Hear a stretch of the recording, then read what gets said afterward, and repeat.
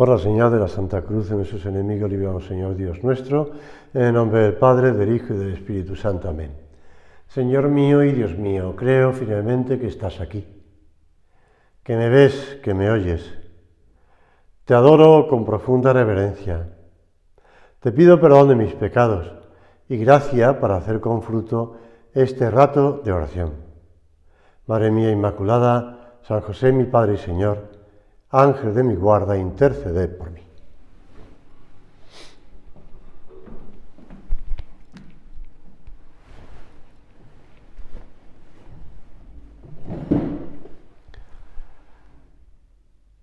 Estaba Jesús, nuestro Señor, junto al lago de Genesaret, y la multitud se agolpaba a su alrededor para oír la palabra de Dios. Y vio dos barcas que estaban a la orilla del lago. Esto lo relata, bueno, yo estoy siguiendo el Evangelio de San Lucas. Los pescadores habían bajado de ellas y estaban lavando las redes. Entonces, subiendo a una de las barcas, que era de Simón, le rogó que la apartase un poco de tierra. Y sentado, enseñaba a la multitud desde la barca.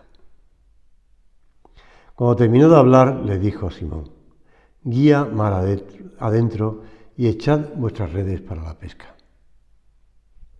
Simón le contestó: Maestro, hemos estado bregando durante toda la noche y no hemos pescado nada, pero sobre tu palabra, fiado de tu palabra, echaré las redes.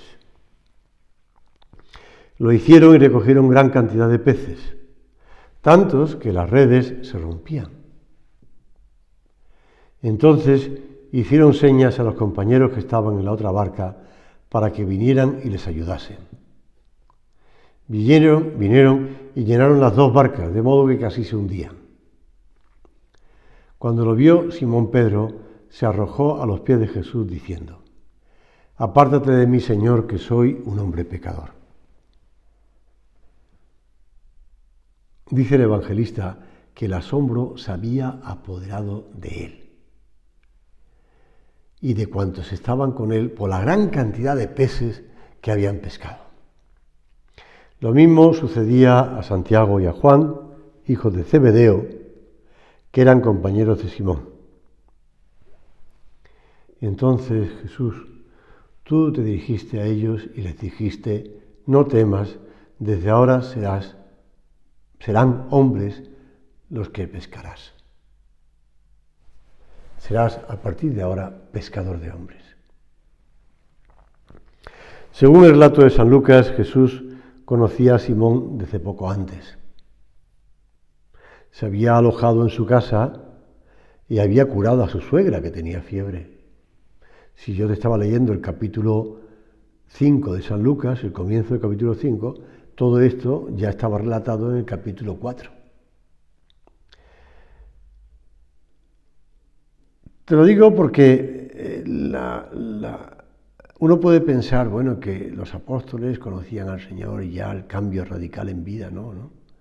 Ellos ya le conocían, es más, se había alojado en su casa, es más, había curado a su suegra. Y era una cosa positiva, no era una cosa negativa. Y ahora cuando Jesús está predicando en ese puerto de Cafarnaúm, donde por gracia de Dios he podido estar, ¿verdad? Y a lo mejor alguno de vosotros que me estáis oyendo también habéis estado. Pues el Señor se toma la confianza de subirse a la barca de Pedro, de Simón, e incluso le pide que deje lo que tiene entre manos, estaba lavando las redes, y la separe un poco de la orilla para hablar con la gente. El pobre Simón, que estaba cansado y desanimado, cansado porque llevaba toda la noche pescando, desanimado porque no había pescado nada. Y el trabajo pues había sido duro. Imagino que se echó tirar las redes y arrastrarlas, tirar las redes y arrastrarlas, remar o coger el viento y irse a otro sitio, echar las redes y no pescar nada, y nada. Y además el trabajo por la noche es más cansado porque uno ya lleva un día encima y porque además, aunque haya dormido durante el día, pero por el día no se descansa lo mismo que por la noche. Con lo cual pues estaría cansado, es más cansado el trabajo de noche. He tenido varios amigos que han trabajado por la noche, en turnos de noche, y me han contado que es muy duro, porque después durante el día es difícil. Recuerdo que un conocido mío que alquilaba una casita en la costa gallega, la casa de un pescador, para estar allí con sus hijos en vacaciones y tal, pues tampoco es que fuese una gran casa, pero una casita. Y el pescador me contaba que el pescador que pescaba por las noches, para poder dormir durante el día, lo que hacía era encender la televisión. Y entonces el ruido constante, aunque ruido, pero constante de la televisión, le permitía dormir al pobre hombre. Es decir, que te cuento esto, aunque sea un excursus, pero es cansado. Cansado. Y después de apartar la red, la barca de la orilla y estar predicando allí, el Señor le dice, y ahora vamos a pescar. Guía mar adentro y echad vuestras redes para la pesca. Aquello era un plus, Estaba pidiendo el Señor a Simón, era un plus. Y Simón lo hace, obedece, sin ganas, cansado, y comprueba que la red se llena de peces. Señor, ¿cuántas veces sucede lo mismo en nuestra vida? Cuando escuchamos lo que tú nos dices y lo hacemos. La escena sigue siendo muy actual porque el Evangelio es profético. También ahora, sin dar mayor importancia al cansancio y a la aparente infecundidad del esfuerzo de los suyos, Jesús le repite a cada cristiano la misma petición, mar adentro. También hoy se dice, lo decía el Papa Benedicto XVI, a la Iglesia y a los sucesores de los apóstoles que se adentren en el mar de la historia y echen las redes para conquistar a los hombres para el Evangelio, para Dios, para Cristo, para la vida eterna. Bueno, esto es lo que nos pide el Señor. El Papa Francisco, ya que estaba hablando del Papa Benedicto emérito, pues también el Papa Francisco lo explicaba en el Ángelus hace 4 años. Esta es la lógica que guía la misión de Jesús y la misión de la Iglesia. Ir a buscar, pescar a los hombres y a las mujeres para restituir a todos la plena dignidad y libertad mediante el perdón de los pecados. Y añadía, esto es lo esencial del cristianismo, difundir el amor generante y gratuito de Dios, con actitud de acogida y de misericordia hacia todos, para que cada uno pueda encontrar la ternura de Dios y tener la plenitud de vida.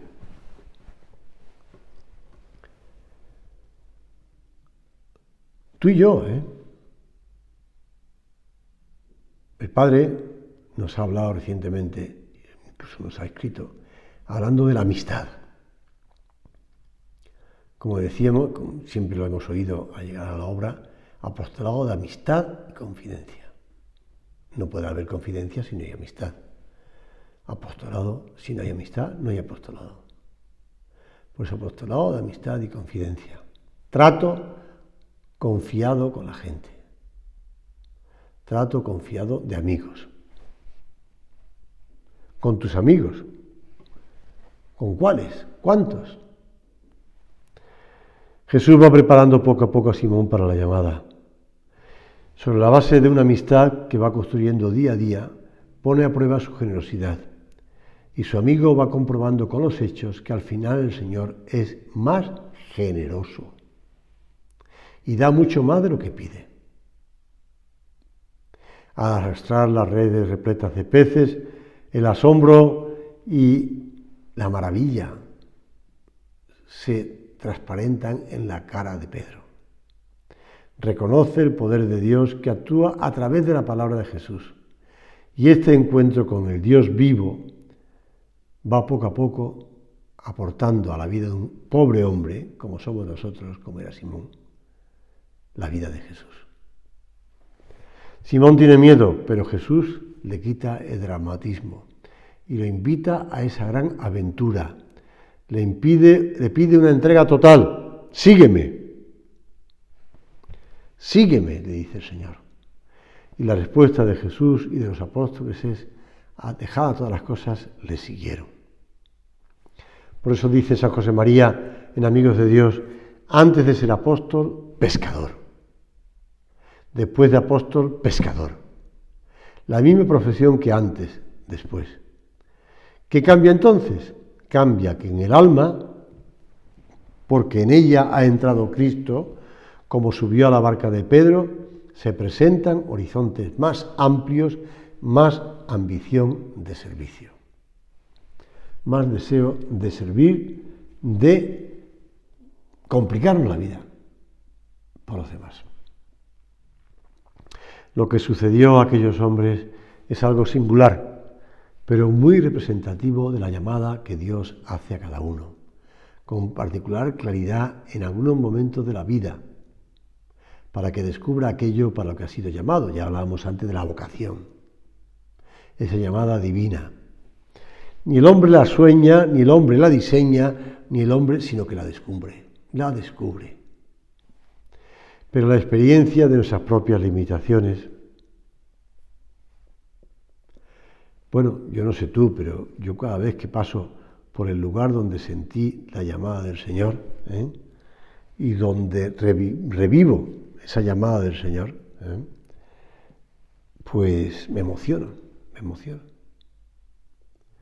Pero pienso, Señor, tú me has llamado para los demás. La vocación y el apostolado van unidos. Simón Pedro era consciente de todo eso y a pesar del miedo inicial, no dudó en seguir a Jesús. También ahora, como sucedió con Pedro, la fuerza de Dios suple mis miserias, mis debilidades, mi poquedad, mi pobre condición. Siempre confiemos en su infinita misericordia, en el poder de su misericordia y en la acción de la gracia. La vocación de todos los cristianos es a la santidad y al apostolado. Lo dice el Catecismo de la Iglesia Católica. No es algo inventado. Lo dice el Catecismo de la Iglesia Católica. Catecismo escrito en Roma por el deseo de Vaticano II y llevado a cabo por Juan Pablo II, San Juan Pablo II, y después guiado por el actual Papa Emérito Benedicto XVI, refrendado por todos los obispos del mundo.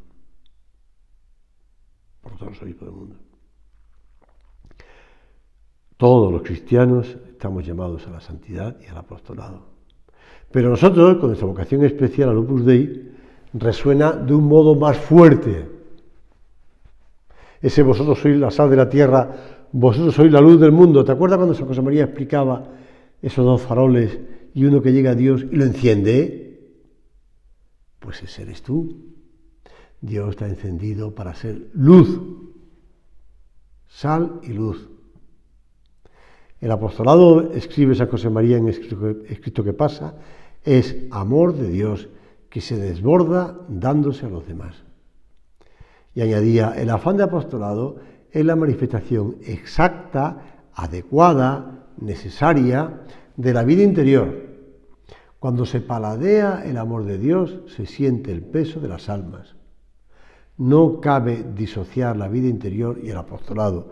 Dicho en otras palabras, si tú haces oración y no haces apostolado, no haces oración. Si tú hablas con el Señor, el dueño de la mies, que te envía y no haces apostolado, pues no le haces caso al Señor, con lo cual no haces oración.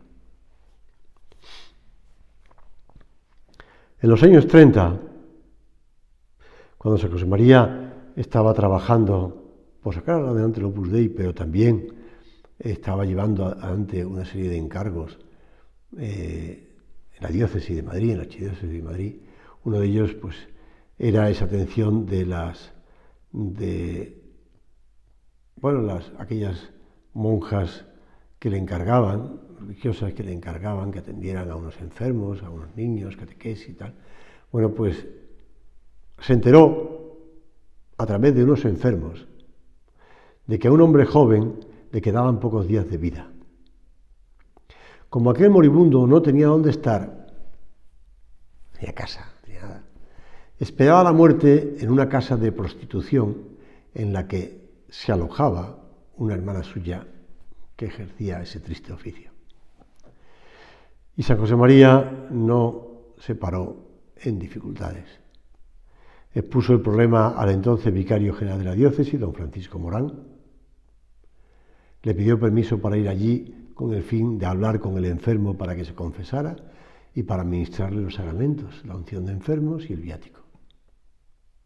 Una vez que el don Francisco Morán le permitió, le acompañó un buen cristiano de edad avanzada, una persona recta y seria, conocida por su gravedad, don Alejandro Guzmán, para que aquello diera un tono de sobriedad y de respeto y de orden.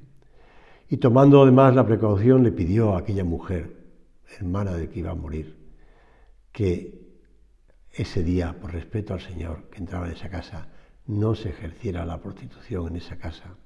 Y aquella mujer, pues lo dijo.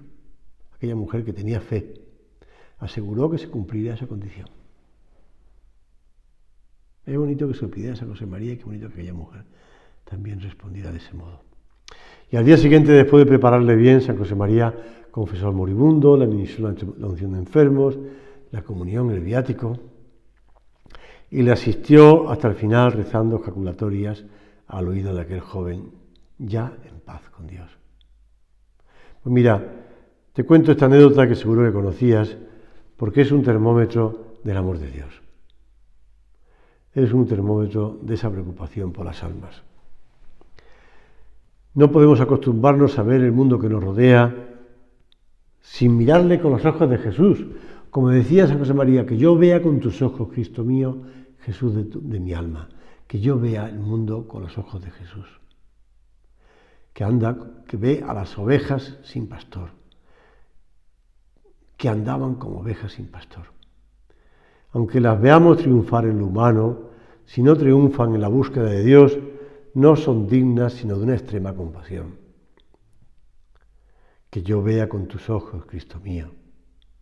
Cada uno de nosotros debe ser ese foco de apostolado, que haga eco y difunda a su alrededor, en medio de este mundo y la Iglesia tan enferma, de personas tan enfermas y tan necesitadas, de la buena medicina que encierra la verdad que Jesús nos trajo. Ser luz. Para ello busquemos a Cristo en nuestra vida ordinaria, buscarlo en la oración. Lo decía don Álvaro, entonces seréis focos de luz, punto de referencia para otras gentes se acerquen al Señor. La fe, la esperanza, la caridad nos impulsan a hacer apostolado. Nos impulsan además pues a cultivar esas virtudes humanas, de amor, de amistad, te decía antes, de cariño, de alegría, que remueva a los demás, claro.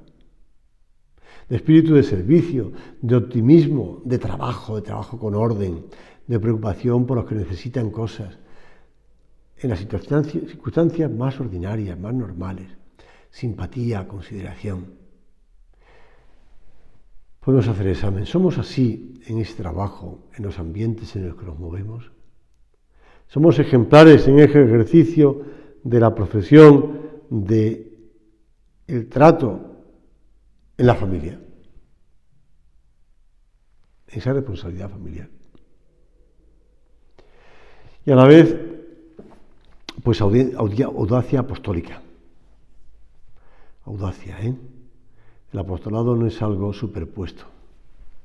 La personalidad humana y la sobrenatural no son como dos principios distintos, como dos centros separados. Los apóstoles eran apóstoles, teniendo defectos, debilidades, siendo pescadores, etc. El Señor no te pide que cambies, no te pide que te aísles del mundo, no te pide que te apartes del mundo, sino ahí, en tus circunstancias ordinarias, corrientes, sirviendo a Dios y a la Iglesia. No somos apóstoles a ratos. En todas las circunstancias es buena para ejercitar el apostolado y el proselitismo. Lo decía siempre nuestro Padre, un viaje, la visita a un compañero enfermo, una carta, el descanso, todo debe ser ocasión de apostolado.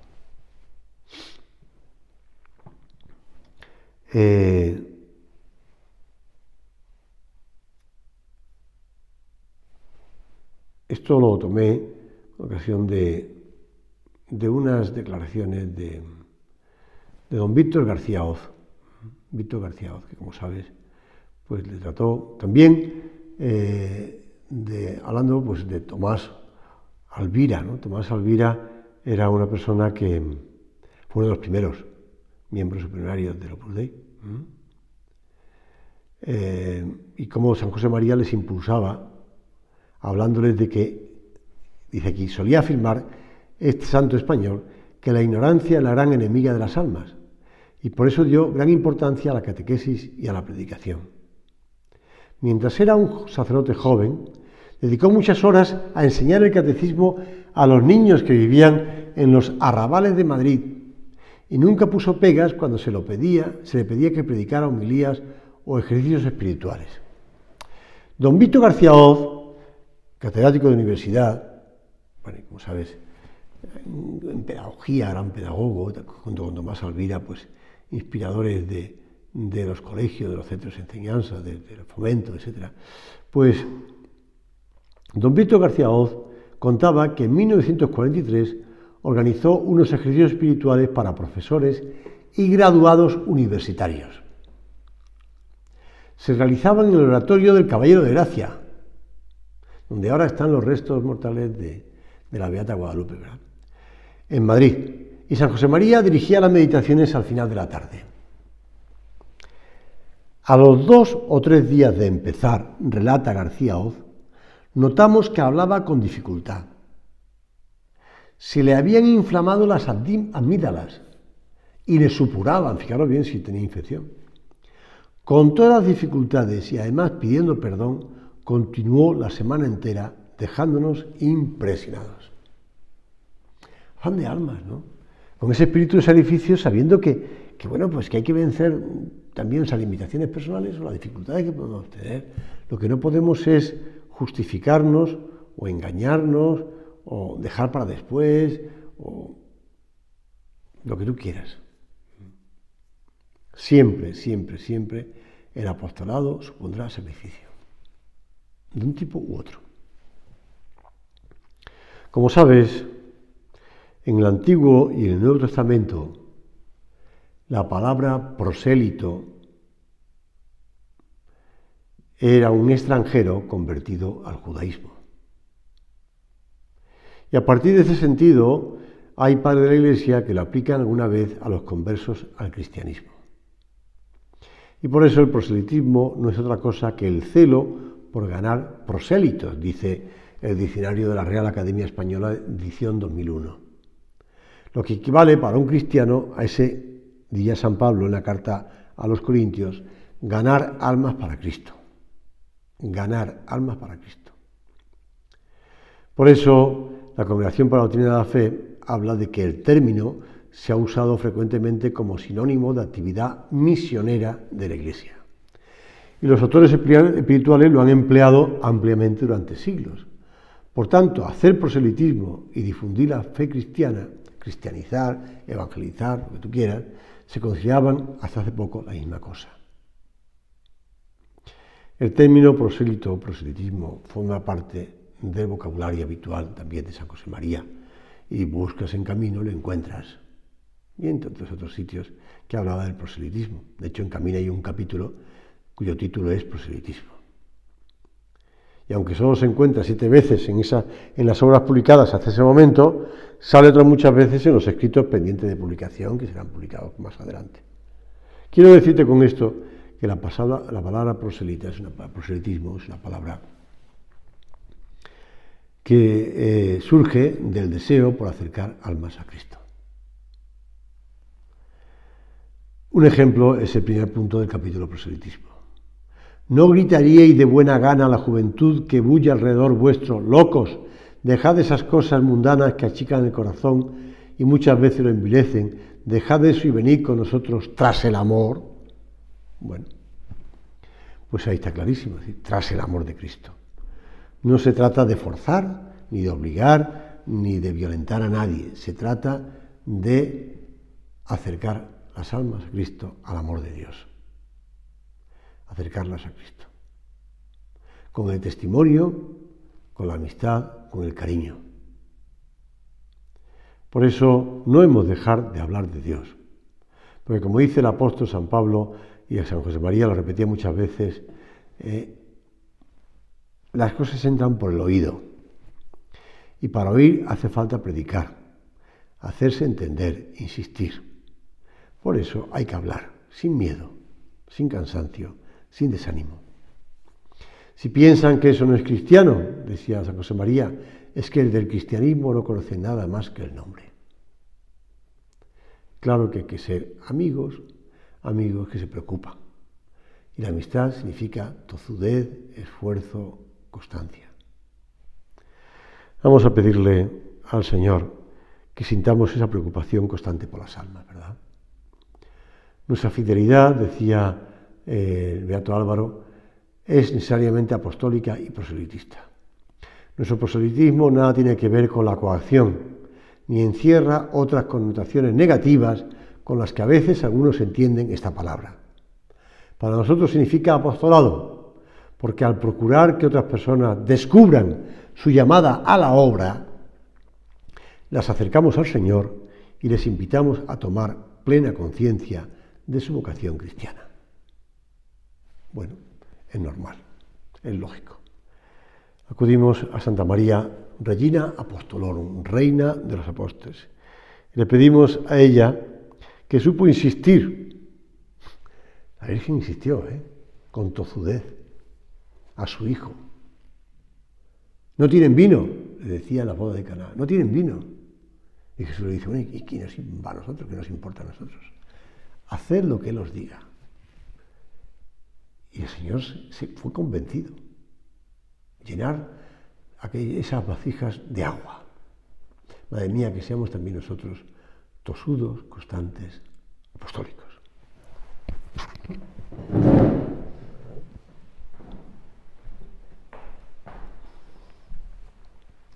Te doy gracias, Dios mío, por los buenos propósitos, afectos e inspiraciones que me has comunicado en esta meditación. Te pido ayuda para ponerlos por obra. Madre mía Inmaculada, San José mi Padre y Señor, Ángel de mi guarda, interceded por mí.